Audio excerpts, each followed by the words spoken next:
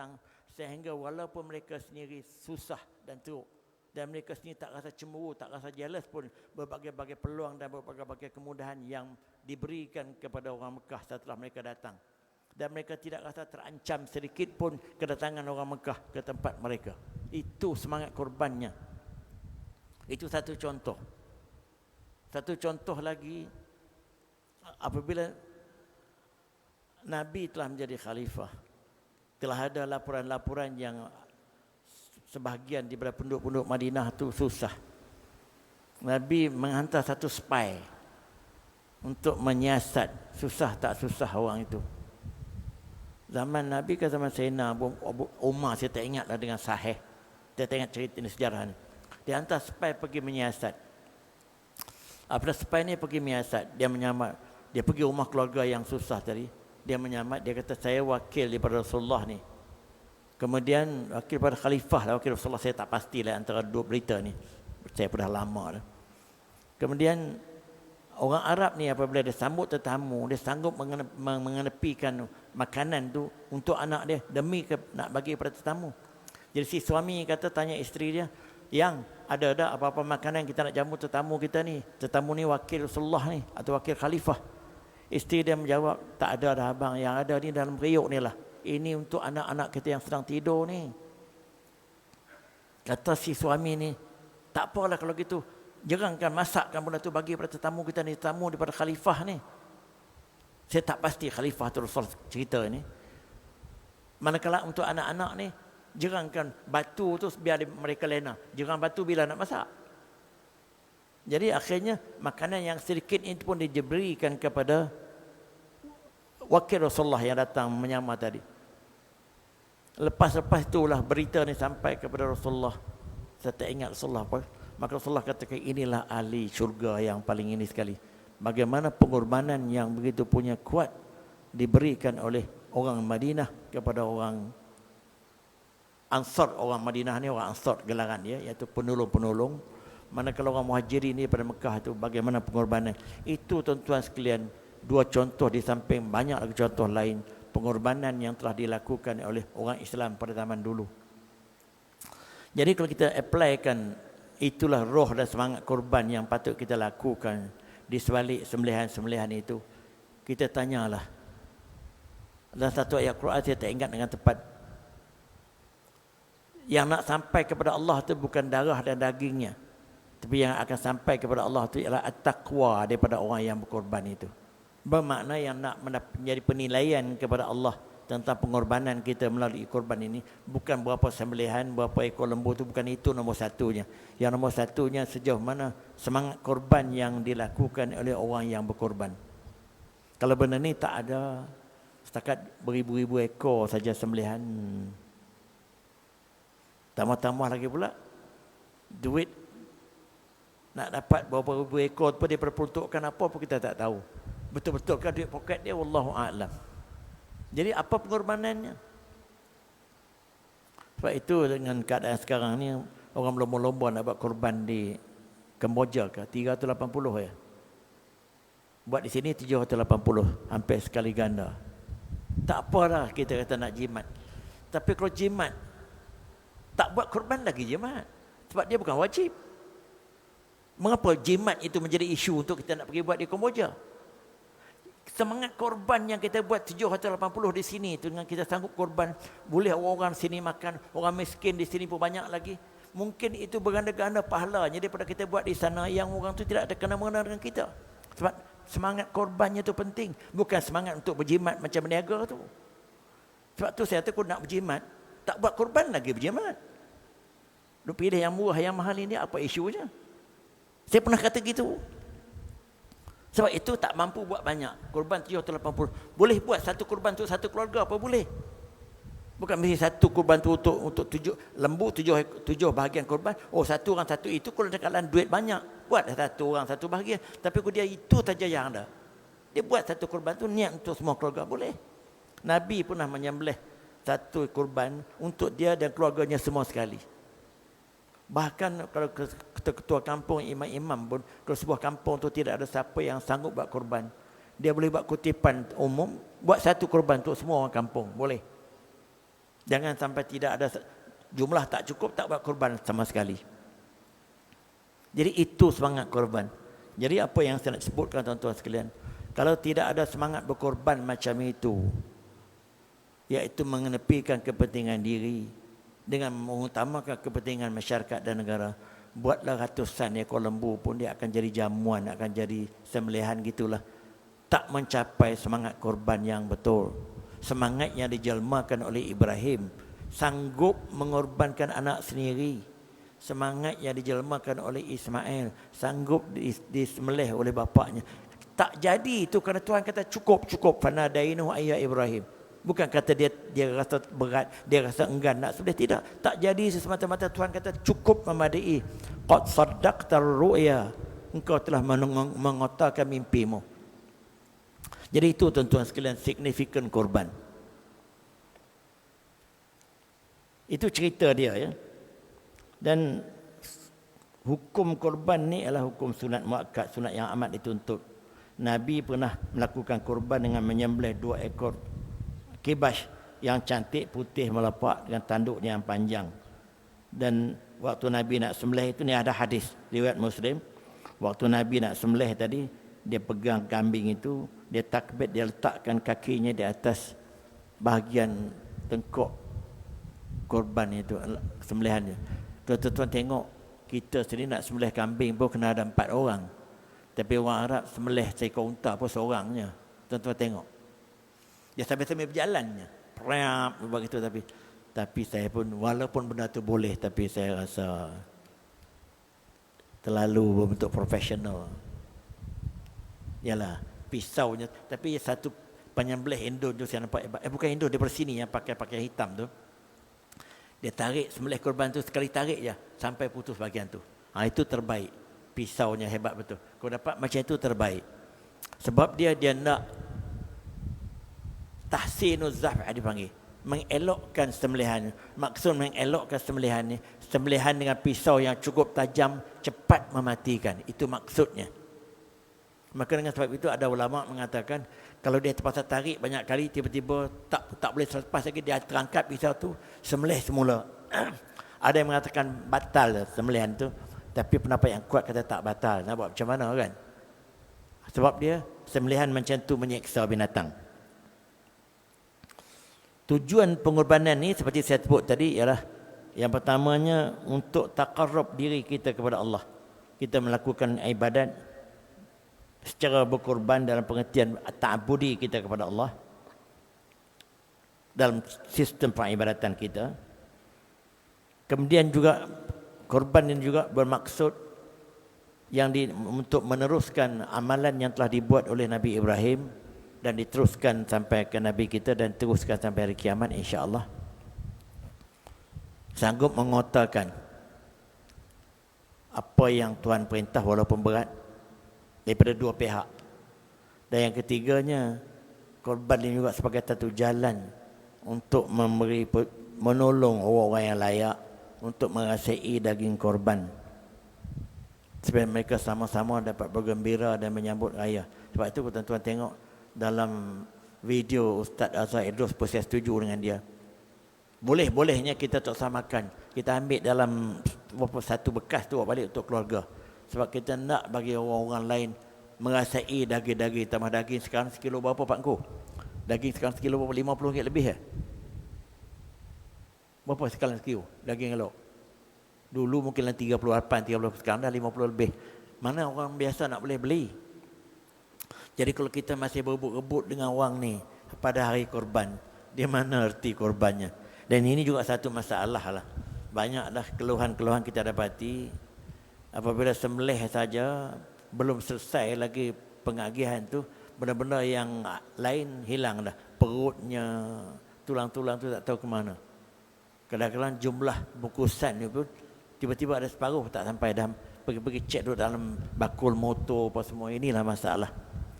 Waktu saya mempengurusikan masyarakat tempat saya dalam 10 tahun dulu, saya strict benda ini. Memang mikrofon duduk di mulut saya je, dan saya melantik orang je, orang tak berani ambil lah. Mata saya dekat lungguk-lungguk daging tu aja. Tapi tak semua orang berani buat gitu. Saya bukan masalah berani. saya nak benar tu mencapai tujuan dia. Jadi dengan sikap macam itu barulah wujud persamaan, tolong menolong, walaupun pada hari seronok saling makan dengan makanan yang sedap. Sebab bagi masyarakat orang korban ini dan masyarakat kita juga, boleh makan daging yang elok pada hari korban tu satu perkara yang hebat lah. Kalau macam kita katakan kawan kita jemput makan di rumah dia, apanya venunya, oh udang besar ini, kemudian udang apa yang daripada Sarawak tu apa dia, lobster, oh kalau boleh jamu macam itu, oh hebat. Jadi maksud semangat korban ni macam itulah. Sebab tu dia nak lembu yang cantik, daging yang elok, yang tidak ada cacat dan sebagainya. Dia nak tu tujuan, semangat tu timbul.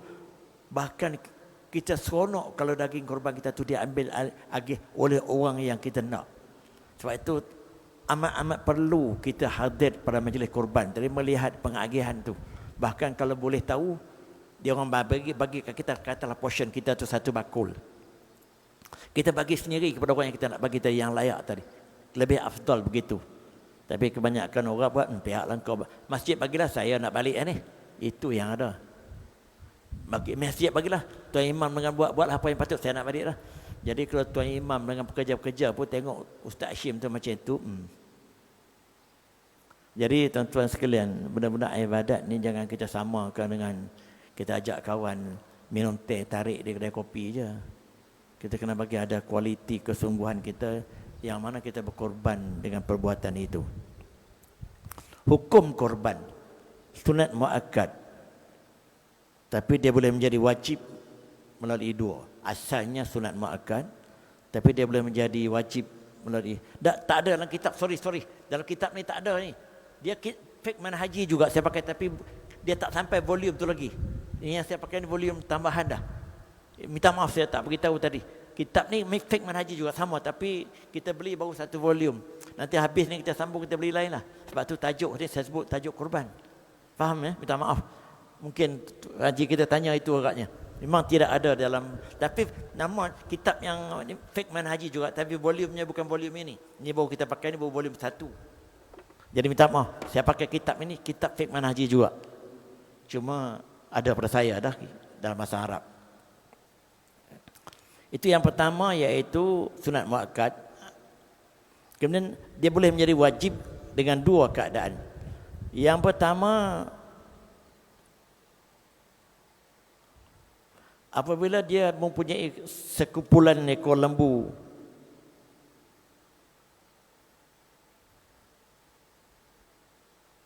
dia ada kumpulan ekor lembu tu, dia pergi ke kandang lembu, tempat peternakan lembu. Lembu dah cantik, saya nak buat korban lah. Dia kata gitu kepada tuan lembu. Maka ketika itu bermulalah wajib ke atas dia buat korban dengan lembu berkenaan. Sebab cantik, seronoknya lembu ni kalau boleh korban, seronok. Perasaan itu telah mengabarkan dia suka pada lembu tu. Kemudian perkara yang dia suka tu dia nak korbankan. Itu yang tinggi nilai dia. Itu betul-betul menjadi wajib. Sebab tu kalau kita mampu pergi tengok ke kandang lembu, kita insya-Allah cantiknya lembu ni kalau boleh dapat korban. Cubalah cari duit, boleh cukup dapat lembu tu, pakatkan berapa semua, buat korban dengan lembu berkenaan. Tapi kita jangan kata nak pergi daerah kandang lembu pun pakai hantar wakil je. Kita nak pergi macam mana busuk. Jadi banyaklah kita buat ni tak menepati kehendak korban. Yang kedua, apabila dia telah menjadikan korban itu sebagai nazar dia. Dia kata, demi Allah, aku akan melakukan korban tahun ini dengan ini.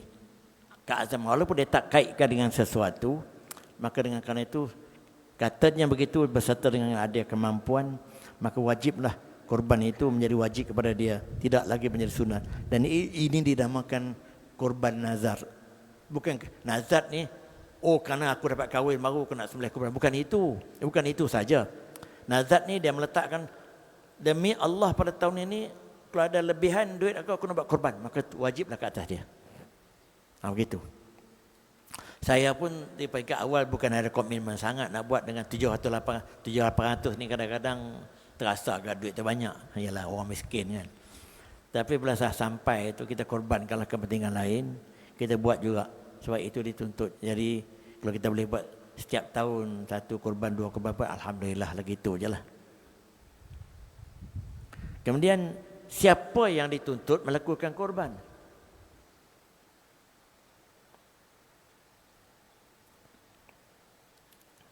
Iaitu orang-orang yang memenuhi syarat-syarat berikut. 1, orang yang beragama Islam. Maka tak dituntut orang bukan Islam buat korban. Timbul isu dia ni orang panting kampung tu, dia Cina, hadiah kat dia berapa ekor lembu, ataupun India, tak kira lah apa sebab, kita tersoal sangat lah. Kadang-kadang orang lain ni hadiah tu ada udang di sebalik mi, tersoal sangat lah benda tu, saya tak nak komen lah. Kata dia ni India selalunya belah lembu, maka dia nak hadiah kepada orang tertentu buat korban. Dia hadiah kepada saya boleh buat korban. Tapi kalau dia nak buat korban, tak diterima. Kalau kita ambil juga pun kita sembelihan je lah. Tapi kalau kita kata awak nak buat korban tak boleh, tapi awak kena bagi ke saya dulu, ikut suka saya nak buat apa. Aku dia kata gitu, tak apa lah. Jadi sebab yang menjadi tuntutnya ialah orang yang beragama Islam. Macam itu juga macam di Amerika tu, setahun sekali presiden tu akan buat jamuan berbuka puasa untuk semua anggota Kongres. Kebanyakannya buatlah, ada yang presiden yang tak buat. Jadi ke semua anggota Kongres pergi buka puasa. Dan hari itu, dan semua mereka puasa. Bukan dia berlakon dia puasa, tidak, memang dia puasa betul. Mereka nak cuba tengok merasai. Puasa saja je lah, maknanya dia betapa je lah. Dia tak jadi puasa mengikut Islam tak. Sebab tuan-tuan sekalian, semua ibadat-ibadat ni lesen besarnya mesti orang yang beriman, beragama Islam. Barulah master key itu dah ada, baru yang lain-lain itu akan menurut. Jadi kalau dia buat baik macam mana pun kata orang bukan Islam bagi jamuan, bagi bantuan banyak pada paket miskin, kita terima. Tapi dia tak dapat pahala lah, sebab dia tidak mempunyai permit. Dia tidak punya lesen untuk membolehkan dia bersedekah. Dia akan jadi derma, jadi bantuan gitu je lah. Ini juga antara perkara yang dikritik oleh orang agama lain. Orang Islam ni dahsyat lah. Kita buat baik pun tak boleh masuk syurga kerana kita tak masuk Islam. Dia pernah dengar dalam viral bahasa Inggeris lah ni. Kita buat baik, kita buat apa, pada pahaman orang Islam tak boleh masuk syurga kerana kami bukan Islam. Padahal mereka tak buat baik pun kami buat baik, tapi tak dapat kredit. Sebab dia rasa kebaikan tu melalui apa yang dia buat. Dalam Islam, kebaikan itu di samping melihat pada apa yang kita buat, nombor satunya apa niat kita dan i'tiqad kita. Kalau yang itu tak sah kerana dia bukan Islam, dia buatlah apa benda, bapak dia sembelih pun tak jadi. Tapi pemberian dia kita boleh ambil. Sebab pemberian dia tu boleh jadi milik kita, dia tak ada lagi hak dengan dia. Sebab itu saya kalau saya berhutang, seorang Cahayano Alif berhutang daripada saya, dia nak datang bayar kepada saya. Terus saya tanya sangat, awak ambil dari mana duit ni, awak kena menang toto, menang apa, terpulang kepada kita lah. Tapi kalau kita ni warak lebih, kalau awak nak duit toto, awak duit juri, tak usah bayar balik kepada saya. Tak apa lah kalau kita sanggup kata gitu. Tapi kalau saya tak sanggup kata gitu. Dia nak bayar, datang duit sudah. Itu sifat tak berapa warak lah. Orang yang warak macam apa, engkau tak maulah kau. Sebab Islam dia tak fikir macam itu punya cara. Sebab itu, kalau dia datang bagi buat bantuan, buat masjid, boleh kita ambil, tak ada masalah. Tapi dia bagi bantuan, dia letak, dia panggil sedekah. Jadi ini pun macam itulah. Dia buat korban, dia bagi lembu, kita ambil, tapi kita buat korban, bukan dia. Itu yang pertama. Yang kedua, mesti orang yang nak buat korban tadi baligh dan berakal. Maka budak-budak tak payah, orang tak cukup umur tak payah. Berakal ni orang yang punya rasional, waras. Jadi kalau dia nak buat korban kepada anak dia yang tak cukup umur lagi, tak payahlah. Ada orang nak buat gitu, tak payah. Buat akikah boleh. Korban ni bagi orang tu sendirilah. Tapi kalau orang tu dah tua sangat, dia tak larat, tapi dia ada simpanan banyak, dia boleh buat korban, walaupun orang lain boleh buat bagi pihak dia, tak ada masalah. Ataupun dia tak boleh nak pergi tengok, dia wakil pada orang lain, itu boleh, tak ada masalah. Yang ketiga, ada kemampuan. Kemampuan di mana kemampuan keuangan, kemampuan kebendaan. Dia memiliki lebihan, bukan nak lebihan simpanan sampai berpuluh ribu dalam bank, tak payah. Ini kadang-kadang kita sebut kemampuan ni pun kita letakkan standard tinggi sangat. Kemampuan ni kemampuan lebih sikit daripada keperluan hari raya dia. Kata dia memerlukan hari raya ni RM1,000 untuk perbelanjaan semua, tapi dia ada RM3,000. Maka 2,000 tu dia lebih tu. Maka daripada 2,000 tu dia boleh buat kurban kalau dia mau. Jadi terpulanglah. Sejauh mana kita sanggup, kita ni kalau tak ada berpuluh ribu dalam bank, kita tak ada lebih tu. Nak lebih macam mana Ustaz? Loan kereta, loan rumah, loan furniture, loan berbagai loan. Kalau kira-kira loan gitu. Sebab itu saya terima satu hadis. Wa a'udzubika min ghalibatid daini wa qahrir rijal. Kan salah satu doa begitu. Aku berlindung denganmu ya Allah daripada beban hutang dan daripada alung. Sebab ada di kalangan anak-anak kita berhutang berjenis-jenis. Ada 3 biji, 2 biji kereta. Beli untuk anak dan sebagainya. Kereta dia masih loan. Kereta yang kedua tu pun loan juga. Kereta yang ketiga loan. Rumah ada loan lagi. Pihak bank bagi pasal dia nampak income dia tu mungkin besar sikit. Tapi macam mana? Jadi ini semua ukuran sama ada dianggap lebihan atau tidak. Wallahu a'lam lah. Kadang-kadang itulah jadi perkaranya. Ataupun dia kata begini. Duit dia ada lebihan, kita katakan satu saham tu 700-800 ringgit. Tapi satu orang yang berhutang dengan dia perlukan duit tu, tempohnya sampai dah. Tapi dia guna duit tu pergi buat korban, tapi hutang tak bayar. Tu tak diterima, tak dikira lebih tu. Hutang tu wajib didahulukan. Melainkan hutang tu hutang yang tak tentu tempohnya, boleh delay dan sebagainya. Kalau hutang tu tertentu masanya, dia kena dahulukan hutang, sebab itu wajib. Jadi apabila kita sebut lebihan tadi, lebihan daripada keperluan asas dia, bukan kelebihan yang melana-lana atau bukan. Kalau kita fikir beginilah hujahnya, boleh dikatakan majoriti orang Islam ni mampu buat korban. Ya tak? Tak ada siapa yang tak mampu buat korban, ya tak? Kalau kita letak ini sebagai satu ukuran. Kalau tak mampu juga pun memang kedekut je lah. Kemudian apa yang boleh dibuat dengan daging korban? Ini pun penting juga. Yang boleh dibuat dengan daging korban ni, tidak boleh kita melakukan korban melainkan unta, lembu, kambing, biri-biri. Ini sahaja yang ada dalam kitab disebut. Unta nombor 1, lembu nombor 2, kambing dan biri-biri. Firman Tuhan surah Al-Hajj ayat 34. Walikulli ummatin ja'alna mansakan liyazkur smallah ala ma razaqahum min bahimatil an'am. Ayat ini sebenarnya ayat di-apply kepada orang yang duduk di Mekah tunai haji. Sebab tu kalau kita pergi tunai haji itu, kalau kita ada korban, sepatutnya kita buat korban lah pada waktu berada di Tanah Aim. Selepas pada kita balik ke Mekah pada hari 10 tu, kita lepas buat jamrah, buat apa tu, kita mestilah sebuah daya buat korban di Mekah. Murah je korban di Mekah banding di sini. Jadi bagi setiap umat, kami jadikan bentuk ibadat tertentu yang mana pada hari itu mereka menyebut nama Allah. Terhadap rezeki-rezeki yang mereka dapat daripada binatang-binatang ternakan. Maknanya korban lah tu. Khusus untuk korban pada waktu haji. Sebab tu korban ni, walaupun puasa Arafah tu orang haji tak dituntut, tapi melakukan korban amat-amat dituntut kepada mereka dan juga kita di sini. Sunat Arafah, puasa Arafah tu mereka tak dituntut sebab mereka berada di padang Arafah. Dianggap pada zaman dulu panasnya terik. Pokok-pokok pun sekarang je ada air condition pun lagi, itu sekarang. Sebab kalau dulu tak diminta begitu. Jadi apabila sebut al-an'am sini adalah binatang-binatang ternak, maka ulama telah mengatakan binatang ternak sini yang diterima ialah itulah unta, lembu, kambing, biri-biri. Jadi kalau orang tu mau buat ternakan ni, ternakan rusa. Rusa tu kadang sama besar daripada lembu pada. Ulama secara muafakat mengatakan itu bukan korban, sembelihan boleh. Sebab kok lah.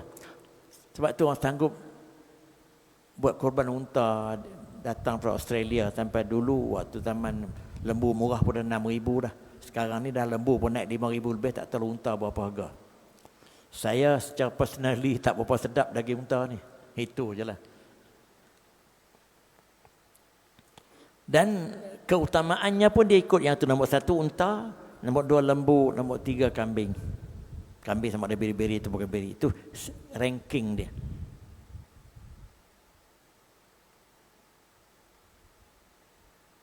Jadi bagi nak sembelih unta dan juga lembu tadi, seekor boleh menyamai 7 bahagian.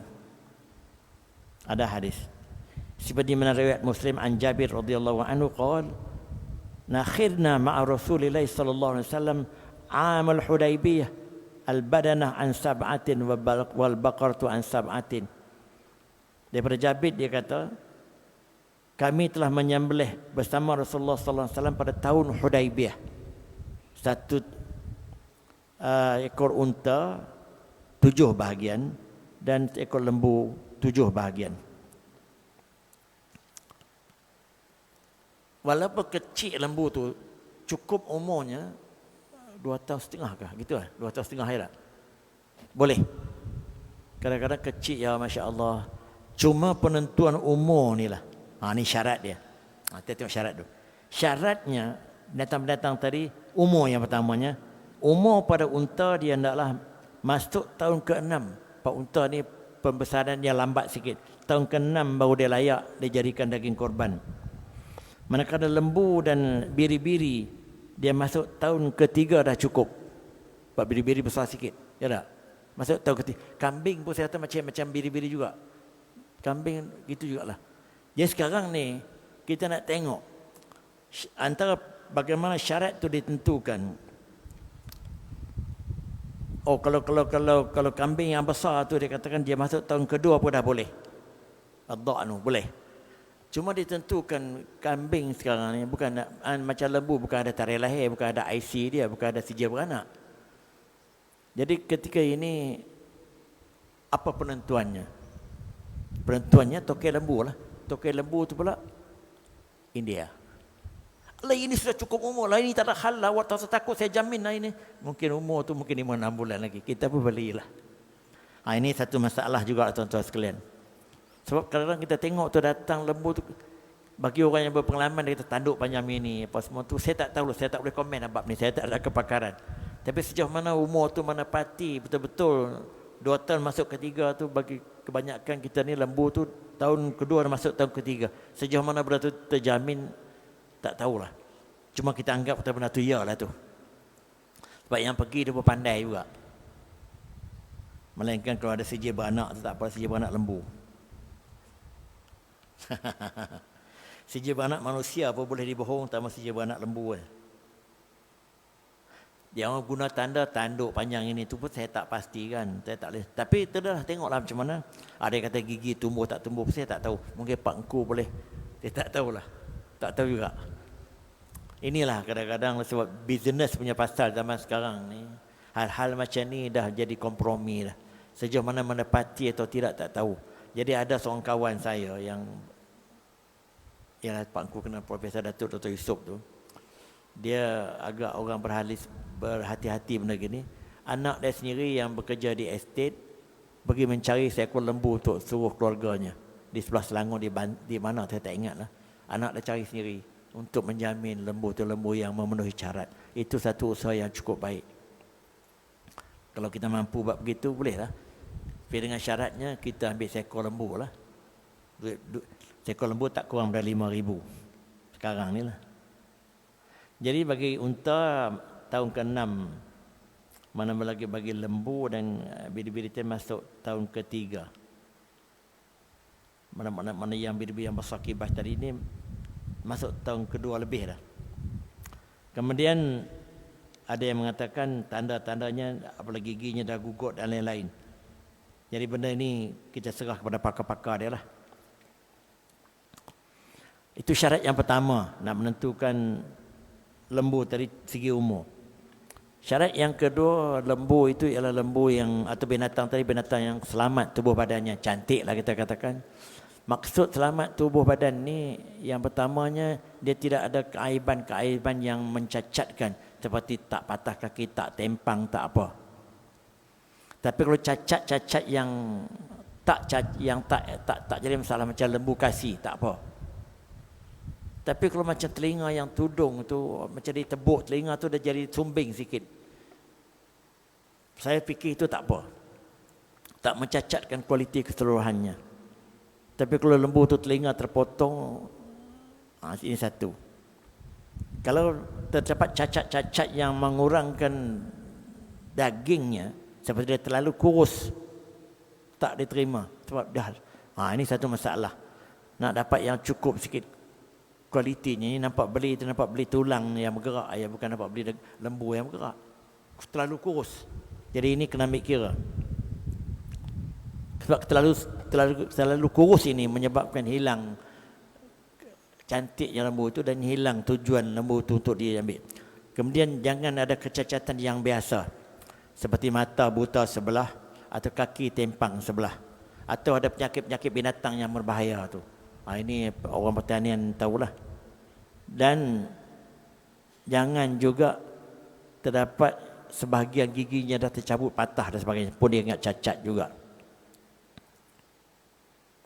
Tapi benda ni selalu satu berlaku lah.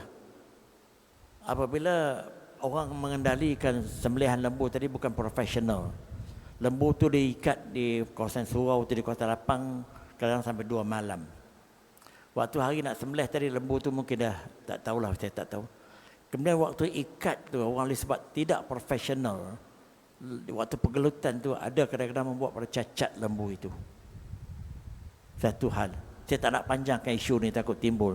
Kadang sampai kakinya, tak tahulah orang tak cakap, orang nak diam. Ya benda tu bukan senang, nak ganti balik seekor bukan senang. Ada kadang-kadang tu tali itu terjerat.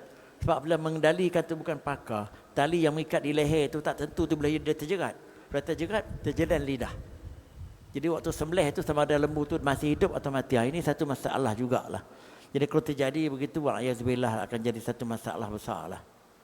Sebab itu pengendalian sembelihan lembu ni, waktu saya kuat dulu, waktu lutut saya masih ni, saya mengendalikan lembu banyak tahun. Pernah saya sembelih lembu sampai 20 ekor, pernah ada 2-3 tempat. Saya observe sendiri bagaimana proses menjatuhkan lembu itu. Walaupun kadang-kadang saya pun tolong buat juga waktu kuat. Sembelih tu saya yang sembelih untuk menjamin. Sebab bagi anak-anak muda yang tukang tarik tali ini sampai dah terjegat di tengkuk ni, dia masih tarik lagi. Kita nak bila dah tumbang tu lepaskanlah. Apabila lembu tu dah tumbang, kita ikat kaki 2 depan kita cantum, 2 belakang kita cantumkan. Bahagian tengkuk dia lepas tak apa, dia tak boleh bangun lagi dah. Tapi masih duk pegang lehernya, sebab yang pegang tu semua tak tahu. Sambil lidah jadi gitu. Itu yang kadang-kadang sedih tengoklah. Walaupun tak mati lagi, tapi telah menyeksakan lembu tu walaupun sebelum sembelih. Dia tak mencapai tujuan dia. Jadi cacat-cacat seperti tadi tempang, penyakit yang terlalu berbahaya, mata buta sebelah dan terlalu kurus, semua sifat-sifat ini dia kata, mengapa benda itu ditolak? Kerana tidak mencapai tujuan korban. Dagingnya pun tak elok dan tak elok sangat untuk dijadikan bahan sesuai dengan kehendak korban. Kemudian waktu melakukan korban. Dia bermula pada hari Raya Haji, hari Ahad ni, bermula daripada matahari naik dengan kadar 1 galah. Bimiqdar ma tasya'u. Mana dia selepas kita semayang 2 rakaat. Sebab itu apa yang kita buat ni yang paling baik sekali selepas kita semayang duha itu. Sebab tu disunatkan kita semayang duha tu awal. Lepas kita bukan semayang duha, sorry. Kita semayang sunat Aidil Adha tu awal. Maka lepas tu kita buat terus lagi baik. Maka telah diarahkan semayang Aidil Adha tu ni pukul 8 kebanyakannya. Kalau Aidil Fitri pukul 8.30. Dan waktu tu berterusan sehinggalah hari keempat, puasa yang keempat. Kalau hari Ahad, Senin, Selasa, Rabu. Iaitu pada hari keempat sampailah lepas asar, hari keempat, sebelum maghrib. Isunya, kalaulah korban di Mekah tu berlaku pada hari Sabtu, hari raya haji. Bukan kalau lah, memang pun. Jadi bagi orang yang buat korban hari Rabu tu macam mana? Sabtu, Ahad, Senin, Selasa, habis dia punya 4 hari. Hari Rabu tak boleh buat lagi dah. Kalau bagi Malaysia yang ikut hari Ahad, Senin, Selasa, Rabu sampai 4 hari. Dah hari Rabu kita buat. Jadi apa nasib korbannya orang yang buat hari Rabu tu? Kalau lah raya haji itu hari Sabtu. Risiko juga tu. Sebab itu banyak masjid, mereka kata semua lah kebanyakan, mereka pilih masa yang terbaik ialah hari raya kedua. Raya pertama mungkin sibuk dengan raya begitu, pada hari raya kedua tu selamat. Dalam mana keadaan pun selamat di segi waktunya. Jadi kita doakan begitu. Tapi tak tentu juga bagi tempat yang terlalu banyak sembelihannya. Mungkin hari pertama tu 20 ekor pertama, jadi hari penghabisan tu. Jadi tak tentu juga hari penghabisan tu hari apa. Kalau ikut Malaysia, hari penghabisan tu ialah hari Ahad, Senin, Selasa, Rabu. Tapi kalau ikut Arab, Sabtu, Ahad, Senin, Selasa aja. Jadi kalau orang yang buat hari Rabu tu berdebarlah hati dia. Kalau lembu dia kena hari Rabu. Kalau tempat yang terlalu banyak korbannya, terutama yang tempat bergantung pada pusat sembelihan, dia kata kami tak ada terima banyak, satu hari banyak ni, jadi ada lembu yang kita kena buat hari penghabisan sekali. Macam mana tu? Ini timbul isu-isu kecil-kecil macam ni untuk menjadikan kita ni puas hati atau tidak. Kalau boleh selesai dalam masa 3 hari pertama tu tak apa. Takut tak selesai, dia pergi pada hari keempat penghabisan dah. Sedangkan hari keempat tu di Arab dah bukan lagi hari tasyrik, ya tak? Itu timbul persoalan dia.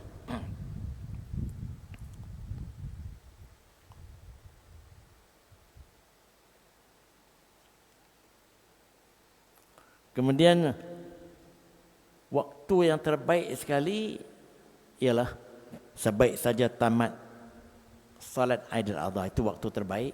Ada hadis yang saya tak nak baca lah, hadis itu panjang. Setiap satu tu ada hadis. Setiap satu poin yang sebut tadi saya ada hadis. Cuma saya nak habiskan banyak poin yang saya tak baca hadis tu.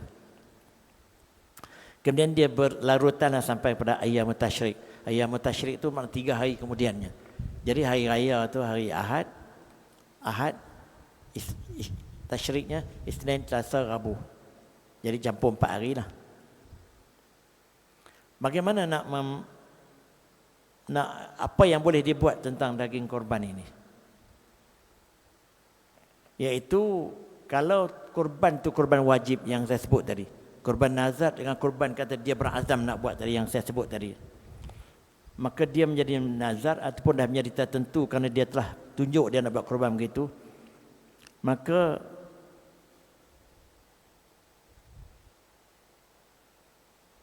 tidak boleh sama sekali bagi orang yang buat korban tadi, dan juga tak boleh mana-mana ahli keluarganya untuk mengambil sedikit pun daripada daging korban itu. Mana keluarganya keluarga yang di bawah tanggungan dia. Kata saya buat korban, salah satu korban saya itu wajib. Saya tak boleh makan langsung, anak-anak isteri saya pun tak boleh. Yang masih saya tanggung nafkah. Kerana korban itu dianggap hutang kepada orang miskin. Tak boleh dimakan oleh dia. Itu bahaya. Sebab itu kalau kita nak makan juga, kalau kita ambil portion orang lain boleh. Portion kita tak usah. Tukar Ustaz. Kalau tukar sama je lah. Cuma dagingnya daging lain. Kita kena ambil bahagian orang lain dan kita minta korban dia sikitkan sebagai saya nak rasa daging korban awak tu, boleh gitu. Hak kita tak boleh lah. Kalau orang kata, Ustaz dah campur habis dah. Kan dia luruk satu tempat, dia bukan ada hak A daging ni, ni selungguk. Ustaz Hashim, dia campur semua, cuma dia pecah tu dalam talam masing-masing. Kita katakan satu orang dapat 10 bungkusan. Walaupun mungkin daging orang lain terlibat sama tak. Tapi dia tak campur semua. Kata lembu A banyak ni letak sini kan. Jadi tak campur semua lembu tu. Cuma lembu A ni pun campurlah antara, kata satu ekor lembu tu ada 7 orang. Mungkin daging kita bercampur dengan anggota 6 orang yang lain. Ya tak? Tapi setiap orang tu kita kata dapatlah 10 ketul. 10 bungkusan, yang satu bungkusan tu kita katakan sekilo. Jadi sebab nazar saya tu nazar wajib. Saya tak boleh ambil sedikit pun daripada 10 bungkus ini. Kena bagi semuanya kepada fakir miskin. Kursi nak makan juga minta pada kawan saya lah. Walaupun daripada lembu yang sama, tapi dia tak nazar. Dia tak wajib. Faham tak? Jadi seekor lembu tadi, mungkin yang nazar pun ada, yang tak nazar pun ada. Yang nazar tadi dia jangan ambil. Faham tak? Itu maksud dia. Yang nazar dia jangan ambil bahagian tu. Kena sedekah semuanya. Yang tak nazar tak apalah. Jadi amalan yang saya dah buat selalunya, saya tak ada sampai kat nazar ni. Saya kata bagilah saya sebungkus, saya nak balik makan sikit, nak buat kari, nak buat kami. Itulah yang lain-lain tu serah kepada pihak pengurusan agihkan kepada orang miskin. Cuma orang miskin ni kita nak cari sendiri pun payah. Pihak masjid dia ada senarainya, dah ada ini, jadi kita serah kepada mereka. Jadi kepengurusan masjid tu baik, baik dah jadi ibadat tu. Jadi kepengurusan masjid tu tak baik, akan jadilah daging tu masuk dalam bakul motor lebih awal dan sebagainya. Akan jadi begitu Pak Angku. Jadi benda ni tanggungjawab pengurusi pengendalian daging korban tu amat-amat berat pada hari itu. Saya pun besok ada tazkirah akhir saya di masjid. Di masjid saya tazkirah Jumaat.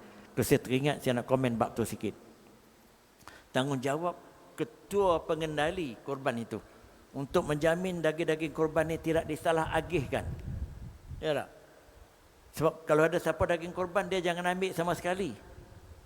Kalau daging tak korban pun, pastikan daging-daging itu akan pergi kepada yang betul-betul layak. Jadi takut-takut pergi kepada yang tak layak, akhirnya pakat balik bak kenuri di rumah aja. Habis semua daging korban tu, tapi bukan daging korban, daging beli di pasar. Jadi ini yang kita bimbang. Sebab ibadat pun bila telah menjadi peringkat commercialize macam ini, yalah susah sangatlah nak cakap. Kemudian kalau korban itu korban sunat, boleh dia ambil sebahagiannya ikut mana dia nak, maka dia sedekah yang lebih. Dan yang paling baik sekali dia kata, dia ambil sedikit untuk makan, untuk berkat saja, dan dia sedekah yang baki. Bahkan kalau yang rasa lebih, ni lagi 1/3 dia ambil untuk makan, maka 1/3 lagi dia guna untuk hadiah, 1/3 lagi untuk sedekah. Tapi nak hadiah pun nak hadiah kat siapa, jadi akhirnya pada saya ambil sikit untuk saya makan, lain tu masih sedekah je lah. Gitu je lah.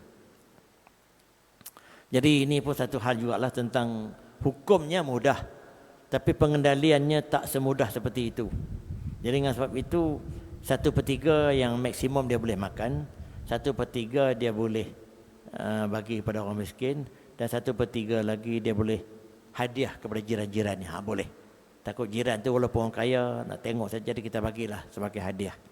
Tapi pastikan bahagian orang miskin 1/3 tu tidak berkurangan walaupun sedikit. Itu jaga.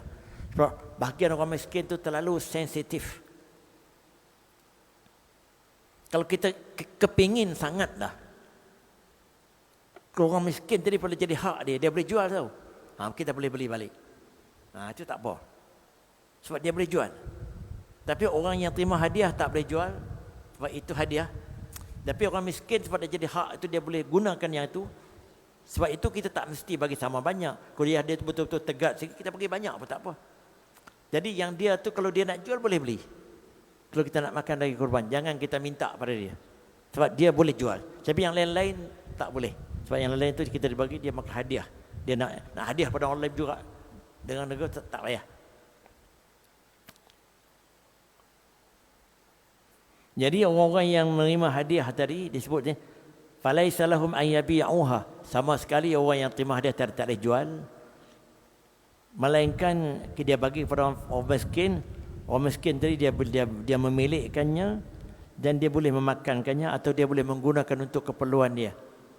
Dia nak jual. Sebab orang miskin tu itu sebagai harta pendapatan dia. Itu perbezaan dia. Jadi dah pukul 10:05. Banyak lagi aku nak cakap ni. Dah banyak juga, saya dah habis. Jadi tak apalah. Tentang adab-adab nak sembelih ni, apabila kita nak buat korban, jangan potong rambut, jangan potong kuku ni. Saya kuku dah panjang, muka pun dah berjambang. Mulai pada malam tu saya tak bercukur lagi dah. Kuku panjang tu tak pernah jagalah. Sebab kalau buat juga kuranglah pahala korbannya. Kemudian banyak lagi perkara yang lain. Yang ni janggut, kuku dan lain-lain tak boleh nak ni. Kemudian lagi dia sendiri yang mengendalikan sembelih tu kalau boleh. Terus saya tahun ini sebab saya berhenti sejak lutut saya ni begini, saya tak sembelih lagi dah. Walaupun setiap pergi tempat korban tu dia orang offer untuk saya sembelih, saya tak berani. Kerana kadang-kadang mereka pegang lembu tu tak pergi, tak elok, nanti terlompat saya pula kena macam mana. Tapi tengoklah macam mana keadaan tahun ni. Kalau fikir-fikir bincang dengan isteri saya, kalau ada kursi yang elok, tapi itu mungkin saya boleh korbankan lagi. Orang hadiah pisau untuk saya sembelih lembu ni cukup banyak, boleh jual. Pisau yang mahal murah semua ada. Sebab di antara penceramah-penceramah ni yang sanggup melakukan sembelihan ni tak ramai juga. Jadi saya waktu saya aktif dulu memang banyak lah. Sehingga di Semenyih itu, dia orang sediakan 2-3 tukang sembelih lain. Tapi dia kata selagi Ustaz Hashim larat, pakai dia seorang cukup lah. Gitu. Jadi saya pun banyaklah korban. Jadi itulah saja perjumpaan kita pada hari ini. Saya ucapkan selamat Hari Raya Haji. Dan saya pohon maaf daripada tuan-tuan sekalian yang sanggup datang ni, jumlahnya boleh katakan jumlah yang tetap dah ni. Sikit sebanyak celoteh saya yang tak sepertinya, yang terdapat kekurangan di sana sini, ilmu yang tak seberapa, cuma sekadar kemampuan saya tunaikan. Maafkan saya dan kita saling memaafkan dengan kita. Semoga kita dapat bertemu semula lepas ini seperti mana kebiasaannya. Tentang tarikh bila kuliah tu akan diviralkan kot dalam Ustaz Hafid melalui maklumat duhanya. Dia akan ada, tak ada masalah. Cuma saya yakin lah sebab raya korban ni tak kena cuti lama-lama kot. Kalau dah raya hari Selasa, hari Ahad, mungkin hari Khamis depan ada kuliah tak? Saya tak tahu, ada atau tidak. Nanti saya terserujuk kepada Ustaz Hafid lah. Tengok dalam grup kita lah. Aku dah puasa hari raya hari Ahad ni. Mana hari Khamis tu ada lah kot kuliah duha ya tak? Ada maklumat apa-apa tak? Ada maklumat apa-apa?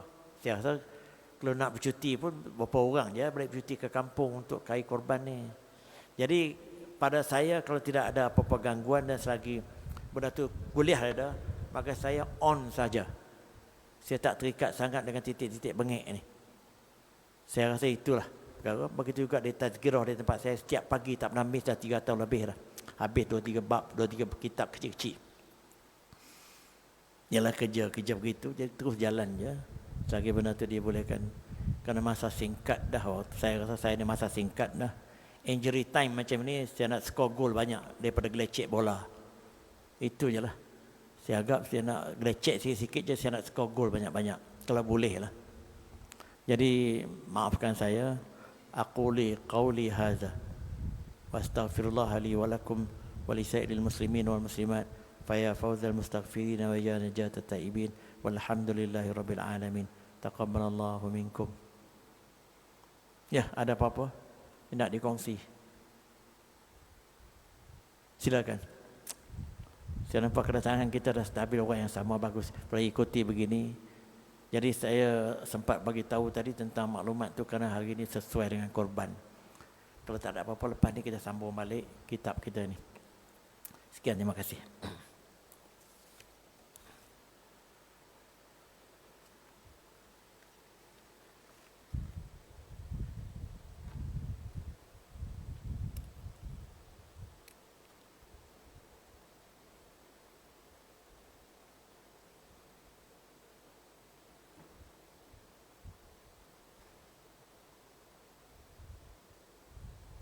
Ya. Aha. Buat ayat kedua. Ha. Lepas korban tu selesai boleh terus lah. Ada ni orang tanya ni. Apabila dia salah seorang dia buat korban. Jadi bila dia tak boleh cukup sebab dia tempat dia kata buat sembelihan tu pada hari kedua. Dia selepas korban kita tu diselesaikan. Kata kalau korban tu dia buat hari keempat, kena tunggu sampai hari keempat lah. Sebab itu peraturan dia gitu. Ya setelah korban kita disembelih selesai sudah lah. Walaupun agihan tu mungkin kita tunggu 2 hari simpan dalam peti ais kan, itu tak apa. Tapi syaratnya setelah sembelihan tu sudah selesai. Ya, terima kasih banyak.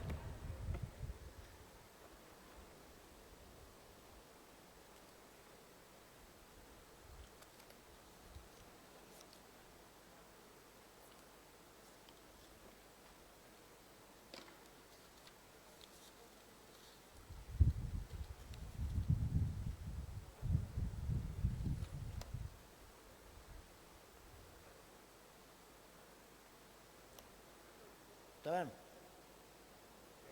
Ya.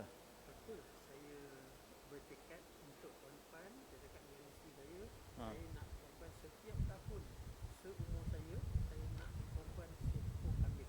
Kalau dah cakapnya tu dah ada kemampuan tak? Kemampuan itu saya Dah kemampuan ada tak? Kalau kemampuan ada wajib. wajib. Tapi kalau Wajib. sebab dah berdak kayak kalau dah memang tapi atau berniat saja kot. Niat saja tak apa. Tapi jangan meletakkan kata mesti aku nak buat korban setiap tahun macam tu, asal macam tu. Niat je tak apa. Sebab nak bezakan antara niat dengan wajib ni, sebab benda tu terlalu jauh lagi tu. Dia bergantung ke apa jadi tengah jalan apa semua. Cuma apabila sampai dekat-dekat tu nak jadikan niat tu berubah menjadi wajib, boleh lah. Kalau, so, tak tentu kalau kita kata wajib setiap tu sampai ke tempat tu